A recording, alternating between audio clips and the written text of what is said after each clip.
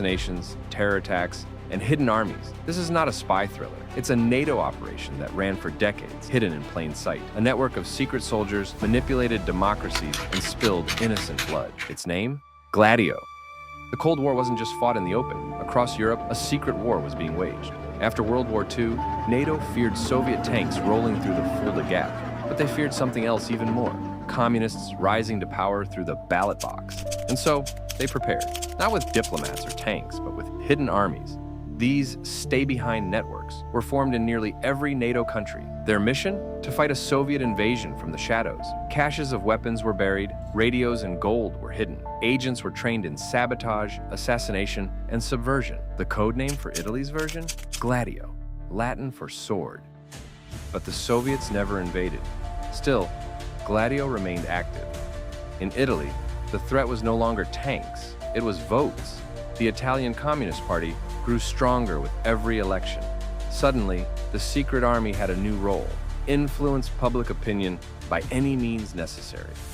On August 2nd, 1980, a massive bomb ripped through the Bologna train station. 85 people were killed, hundreds injured. The public was told it was the work of left-wing extremists. But the truth, uncovered years later, pointed elsewhere. Neo-fascists connected to Gladio and protected by intelligence agencies had planted the bomb. The Bologna massacre wasn't an isolated case. Across Italy and beyond, bombings, kidnappings, and assassinations rocked the post-war decades. It was called the strategy of tension, a campaign of terror designed to frighten the public, polarize society, and push voters toward order, even if it meant authoritarianism.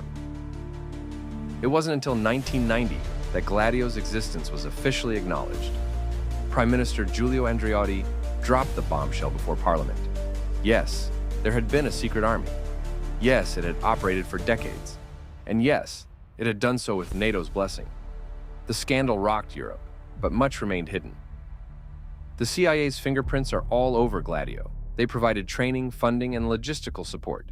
Yet when questions arose, when journalists and politicians demanded answers, the response was silence, denial, or deflection. No Western government has ever fully opened its archives on Operation Gladio. And Gladio wasn't limited to Italy. In Belgium, a mysterious gang terrorized civilians with military precision, robbing supermarkets, killing families, vanishing into the night. The attackers were never caught. Some suspect it was part of the same stay-behind infrastructure, testing how far fear could go. In Greece, a Gladio-linked group played a role in the 1967 coup that installed a brutal military junta. The excuse? Fear of communism. The result? Torture chambers, censorship, and a 7-year dictatorship. Democracy was sacrificed to protect it, an irony that haunted many in later years.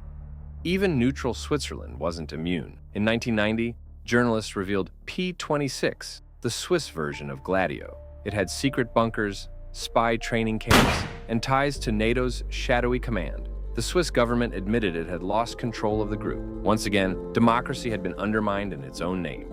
So, what was Gladio really? A defense network against tyranny, or a tool of covert manipulation? In theory, these secret armies were meant to resist Soviet oppression. In practice, they often served to suppress leftist movements at home, no matter how peaceful or popular they were.